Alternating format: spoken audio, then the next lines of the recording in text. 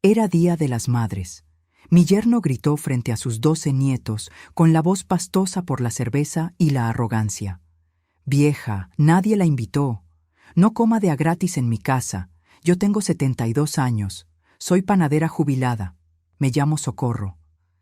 Me quedé sentada, quieta, con un sobre de papel estraza dentro de mi bolsa.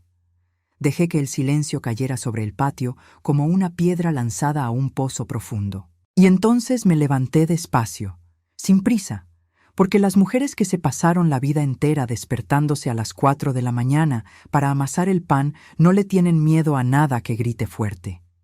Él aún no sabía que ese sobre lo iba a cambiar todo. Pero antes de continuar, checa si ya estás suscrito al canal y escribe en los comentarios ¿desde dónde estás viendo este video? Nos encanta saber hasta dónde están llegando nuestras historias. El patio de mi casa en Guadalajara estaba lleno de vida cuando llegué aquel domingo. Los niños corrían entre las sillas de plástico de la corona, los adultos platicaban en grupos, y el olor de la carne asada mezclado con el vaho de la tarde calurosa de mayo creaba esa sensación extraña de fiesta y sofoco al mismo tiempo. Yo cargaba en la mano derecha el pastel de 3 leches que había empezado a hacer a las 3 de la madrugada. Chantilly, canela, el pan en su punto exacto de remojo. Era mi regalo para el Día de las Madres. No para mí, sino para la familia. Fui panadera por 40 años. Levanté mi panadería desde cero después de quedar viuda con 3 hijas pequeñas y una deuda a mi nombre. Sé lo que es el trabajo de verdad, del que deja cicatrices en las palmas y una firmeza extraña en la mirada. Con ese trabajo, compré el terreno donde construí la casa grande y el pie de casa al fondo, donde vivo hoy. Con ese trabajo pagué cada ladrillo, cada viga, cada azulejo. Con ese trabajo saqué adelante a mis 3 hijas y les di la vida que yo nunca tuve. Mi hija Guadalupe vive en la casa principal con su esposo, Facundo, y 4 de mis 12 nietos. Hace 10 años, cuando él perdió el empleo y se quedaron en la calle, les abrí las puertas sin pensarlo. Les cedí el espacio grande. Me pasé al cuartito de atrás, más sencillo, con mi horno viejo y mi cama individual. Lo hice por amor, lo hice porque soy madre. El error fue pensar que Facundo iba a entender el gesto de la misma forma que yo. Desde que entró a esa casa, fue tomando espacio como quien invade un terreno. Primero cambió el candado del zaguán y me dio una copia de mala gana. Después empezó a decir «mi casa», frente a los vecinos de la colonia. Estacionaba su camioneta frente a mi ventana, dejándome a oscuras. Me miraba como quien mira un mueble viejo que estorba en la sala. Yo me callaba. No por débil. Me callaba porque veía los ojos tristes de Lupe y no quería que los nietos crecieran en medio de una guerra. Callaba porque sabía que la paciencia, para quien la tiene de verdad, es un cuchillo afilado guardado en la funda. Pero aquel domingo de las madres, la funda se rompió. Llegué al patio, saludé a todos, dejé el pastel en la mesa y me fui a sentar en la silla de la cabecera. La misma silla de madera labrada que siempre ha sido mía, la que yo misma traje cuando el mundo todavía tenía sentido. Facundo estaba de pie junto al asador, bote de cerveza en mano, las pinzas en la otra, con el pecho inflado como se ponen los hombres inseguros cuando se sienten los dueños del rancho. Cuando me vio sentada ahí, se acercó con el ceño fruncido. Me pidió, en voz baja, que me moviera. Dijo que la cabecera era suya porque era el hombre de la casa y estaba haciendo la carne. Lo miré con la misma calma con la que veo la masa crecer en el horno, una calma que no se aprende, se conquista. Y le dije que estaba muy cómoda, gracias. Fue cuando explotó. Azotó las pinzas en el asador, se volteó hacia todo el patio y gritó con una voz gruesa y apestando a alcohol: «¡Vieja! Nadie la invitó. No coma de a gratis en mi casa». El silencio que cayó sobre ese patio fue de esos que pesan. Los niños dejaron de correr. Los tenedores se quedaron a mitad del camino. El único sonido que quedó fue el chirrido de la grasa cayendo en las brasas. Mi hija Lupe bajó la cabeza, encogió los hombros como si le hubieran dado una bofetada. Mis otros yernos se quedaron mirando sus guaraches, y yo me quedé sentada, mirando a Facundo, sintiendo un fuego subir por la garganta. No de vergüenza, sino de algo mucho más limpio. Era indignación. Era claridad. Mi nieto el mayor, Mateo, de 19 años, apretó los puños bajo la mesa. Vi el movimiento de sus músculos, la mandíbula trabada, los ojos húmedos de coraje. Antes de que se levantara, crucé mi mirada con la suya. Un solo vistazo. Él entendió, soltó los hombros y se quedó quieto. La dignidad no se recupera a madrazos, se recupera con pruebas.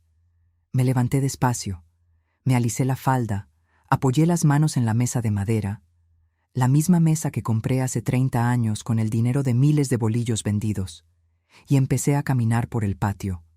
No fui hacia la salida, fui de nieto en nieto. A cada uno le di un beso largo en la frente, una caricia en la cara, una mirada que decía todo lo que las palabras no pueden. Los más chiquitos me abrazaron de la cintura, confundidos por el ambiente, pero consolados por el olor a vainilla que siempre traigo pegado en la ropa. Cuando terminé de besar al último, fui por mi bolsa de mandado bordada con flores, una que yo misma hice, resistente y sencilla como yo, y saqué un sobre de papel estraza cerrado con un cordel. Caminé hacia Facundo. La distancia eran 5 pasos, 5 pasos que retumbaron en mi pecho como tambores de banda. Me acerqué a él con el sobre en la mano. El olor a cerveza y sudor me pegó en la cara mezclado con el humo del carbón. Lo miré de arriba abajo, sin odio, sin rencor, con la frialdad de quien está a punto de quitar un bicho del camino. Él agarró el sobre frunciendo el ceño. Su voz ya no tenía el volumen de antes. Había una duda pequeña, real, que empezó a morderle la arrogancia. «Ábrelo», le dije. No necesité más. La voz salió firme, clara, desde el fondo de 40 años de horno encendido a las 3 de la mañana.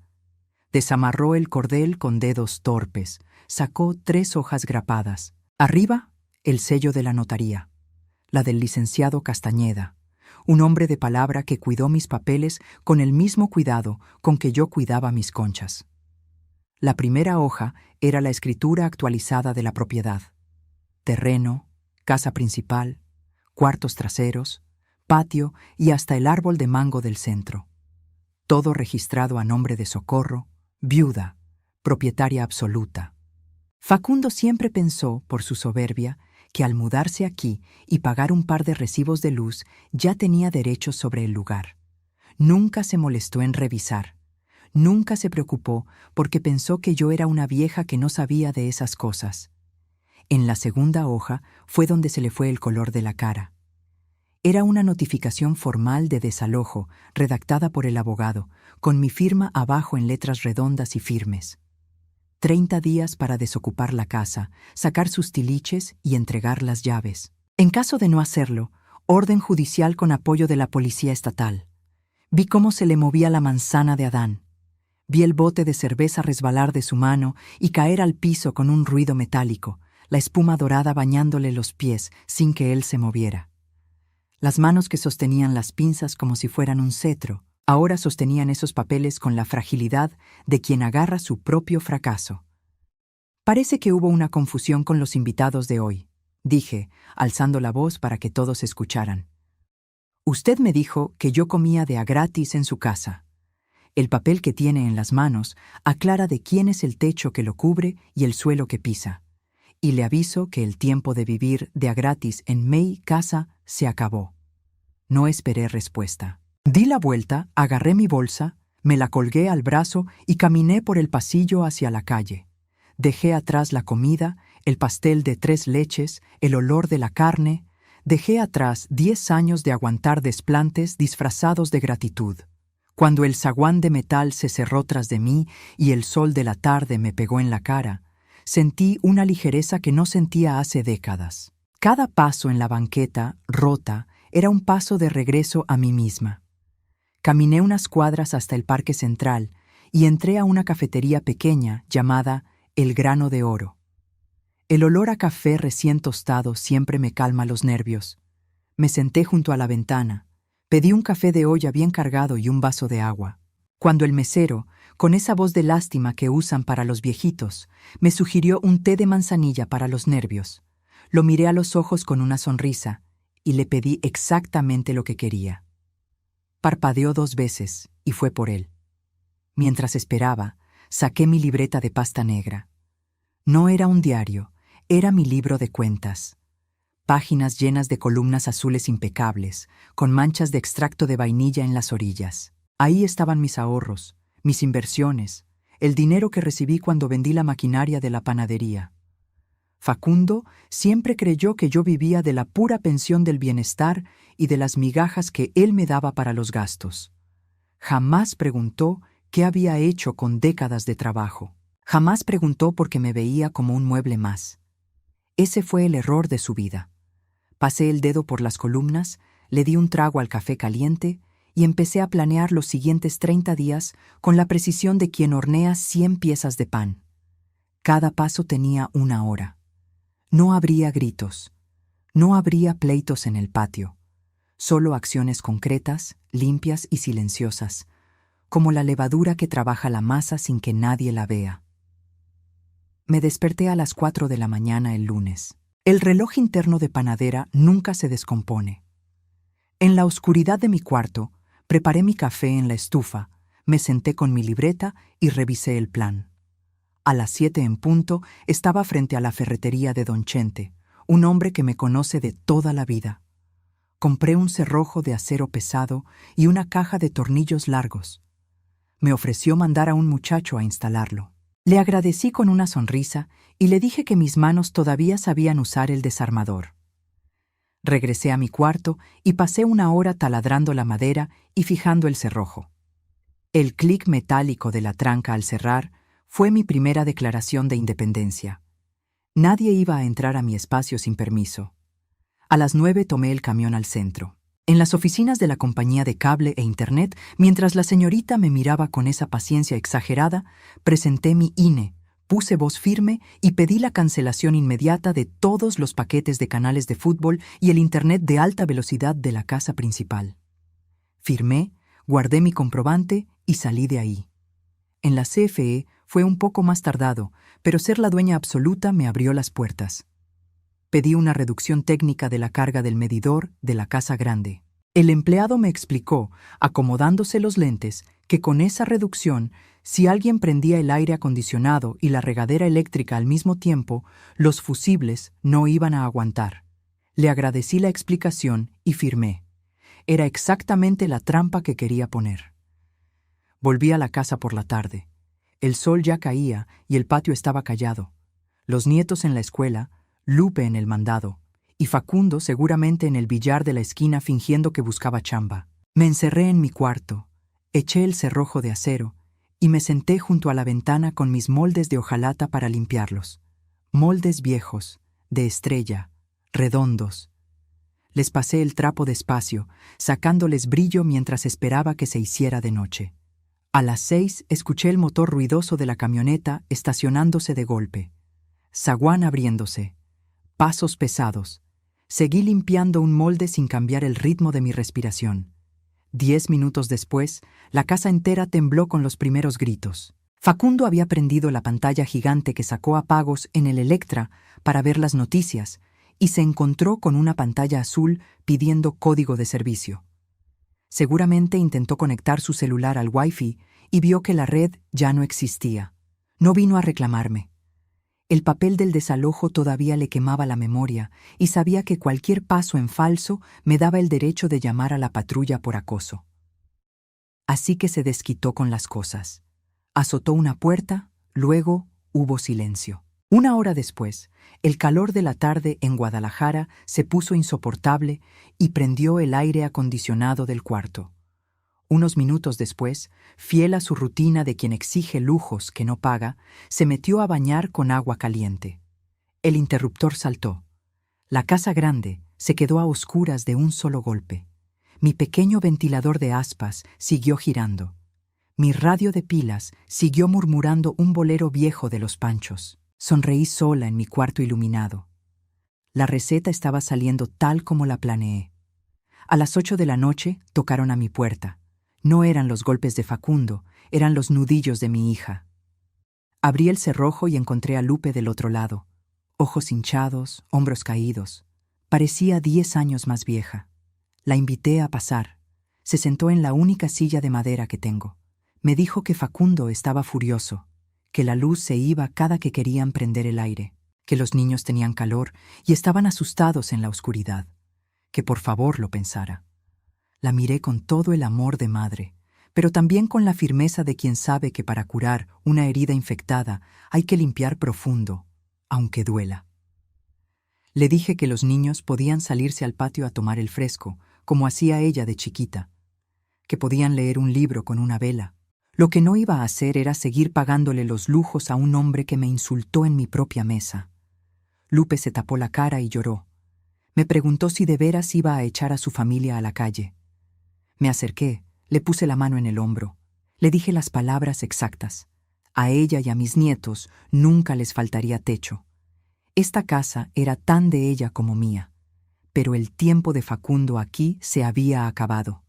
Si ella decidía irse con él, esa sería su elección.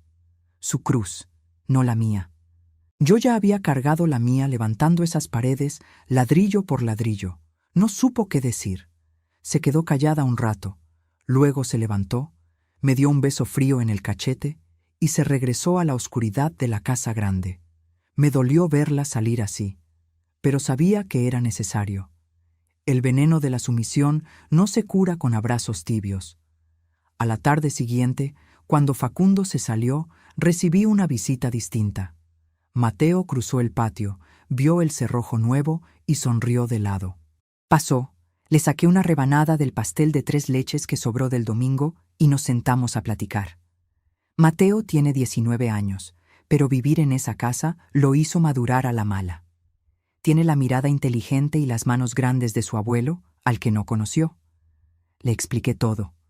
La escritura, el desalojo, los 30 días. Él comía en silencio, asintiendo.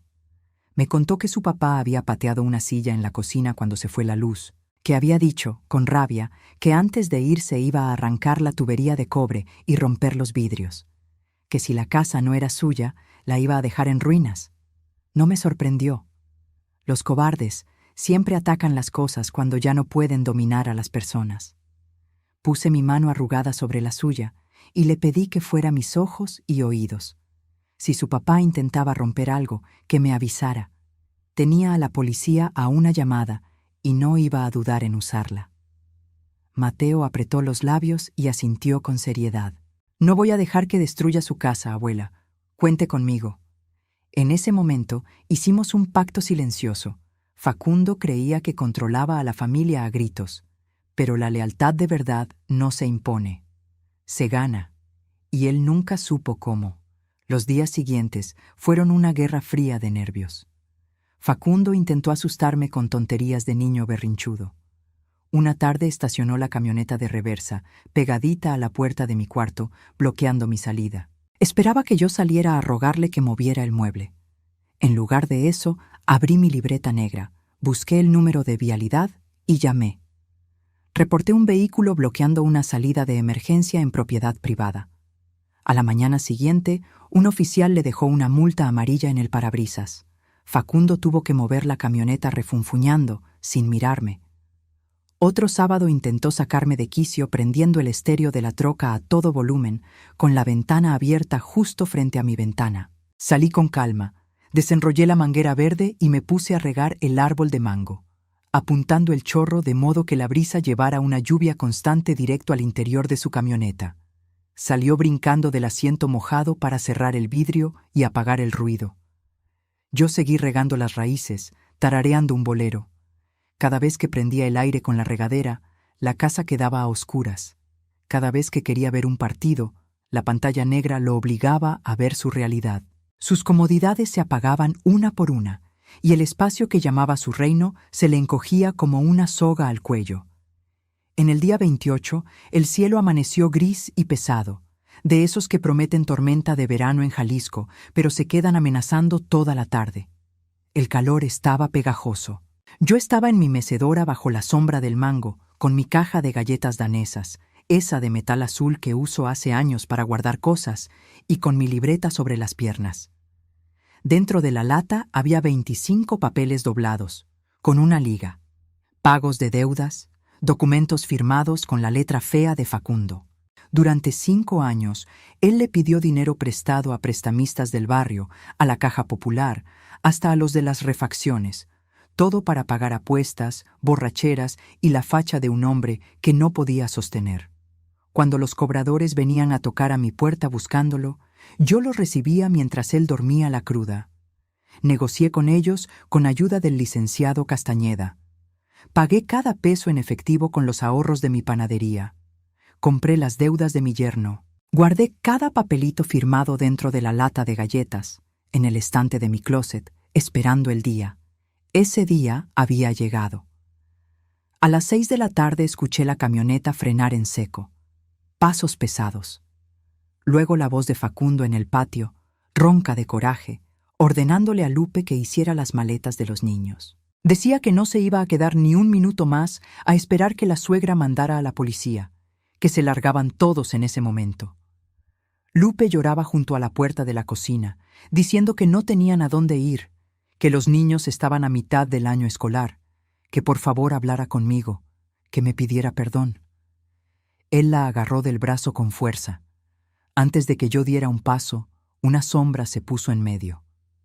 Mateo, sin decir palabra, le apretó la muñeca a su papá con una fuerza que le puso los nudillos blancos y lo obligó a soltarla.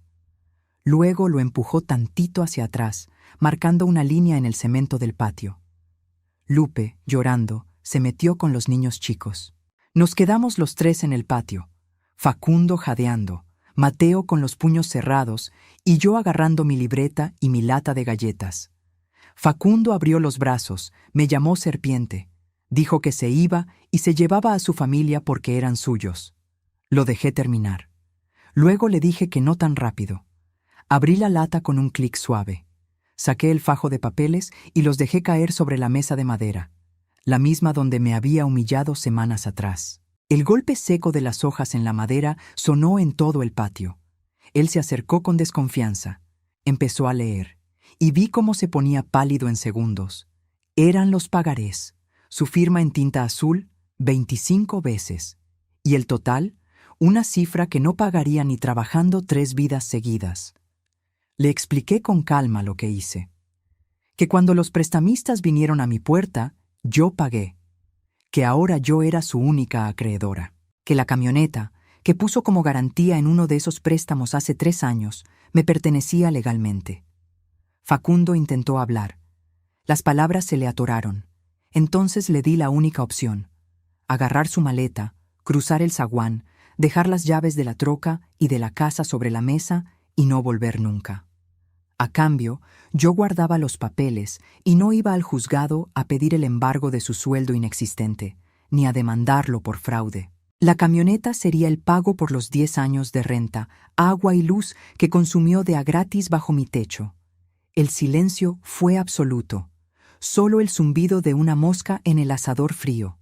Vi sus manos, las mismas que hace un rato jalonearon a mi hija, temblar mientras buscaba las llaves en el pantalón.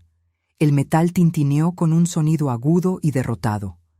La llave de la troca, la llave de la casa principal, cayeron sobre la mesa de madera con el peso de una sentencia. Agarró su maleta del suelo. Empezó a arrastrar los pies por el pasillo como si le pesaran toneladas. Cuando llegó al zaguán, lo abrió, salió a la banqueta y lo cerró tras de sí. El golpe del metal cerrándose fue el punto final para una década de cobardía. En ese momento, el cielo gris por fin se rompió. Una lluvia gruesa, fría y torrencial empezó a caer sobre el patio, lavando el piso rojo, empapando las hojas del mango, borrando cualquier rastro del calor que ese hombre había dejado. Mateo soltó un suspiro largo. Me miró, agarró las llaves y me las puso en la mano. Luego me abrazó con esa fuerza de muchacho joven que solo da la lealtad de verdad. Le di unas palmadas fuertes en la espalda. Se acabó, hijo. La tormenta está allá afuera ahora, no aquí adentro. Entramos a la casa principal. Las cortinas estaban cerradas, la luz apagada por la reducción que yo puse. Lupe estaba sentada en el sofá abrazando a la más chiquita, los otros 2 en la alfombra con ojos de susto. Me senté a su lado. Le quité un pelo mojado de la frente. Ya se fue Lupe. Dejó las llaves. No va a volver. Me miró con una mezcla de miedo y alivio. Luego se soltó a llorar en mi hombro, con una fuerza que le sacudía todo el pecho. Lloró por los años que no fueron, por las humillaciones que se tragó, por el miedo a estar sola y la vergüenza de haberlo dejado pasar. La sostuve firme, dejando que la lluvia cayera afuera mientras ella se limpiaba por dentro.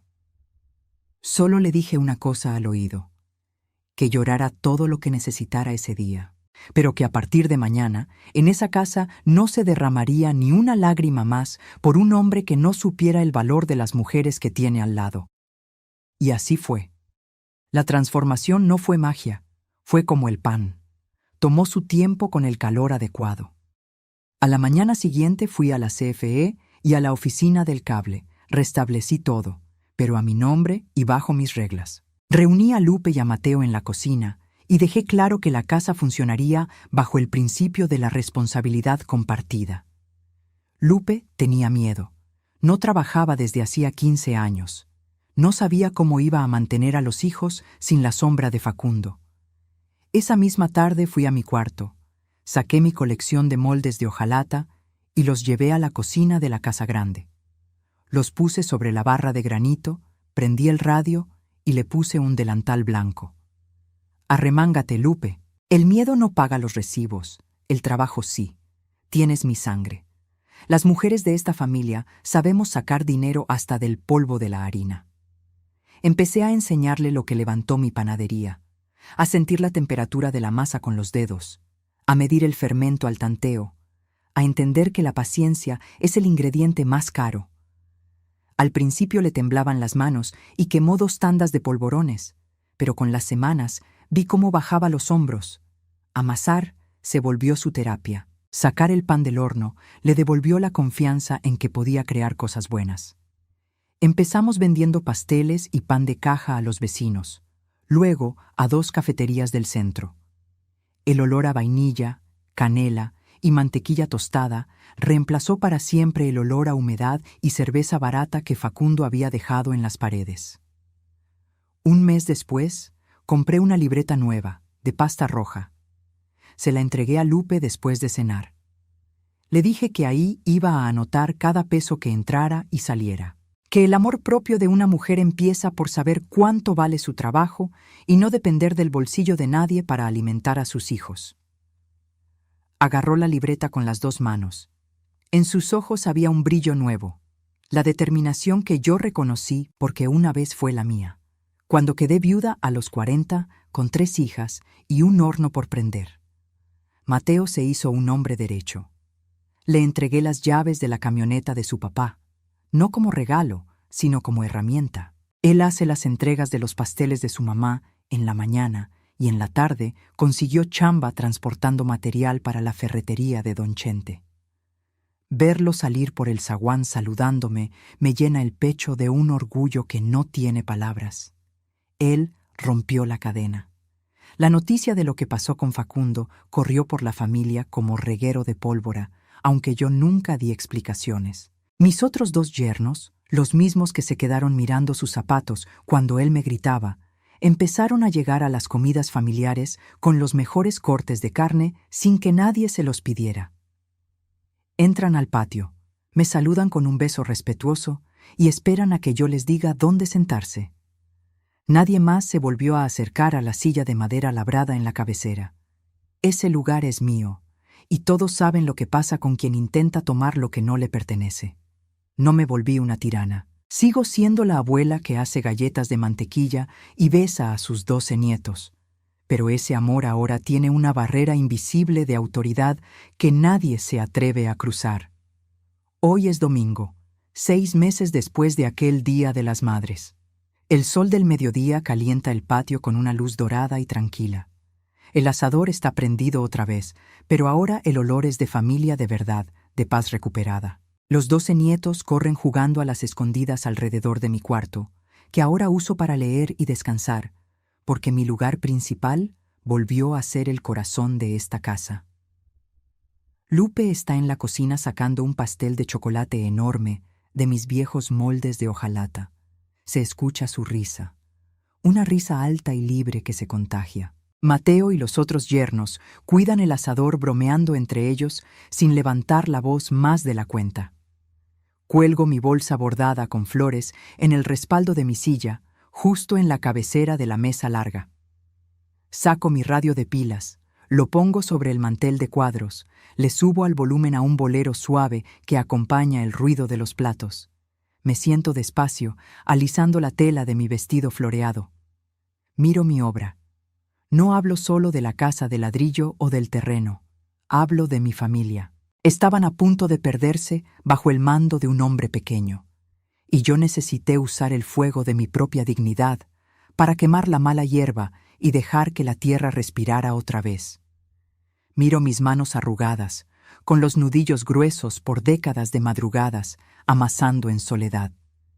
Son las manos de Socorro, 72 años, dueña absoluta de su destino y del suelo que pisa.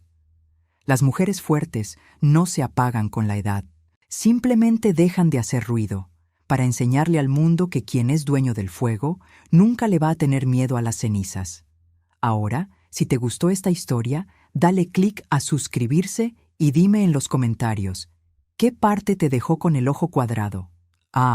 Y no olvides hacerte miembro para tener acceso a videos exclusivos. Te espero allá.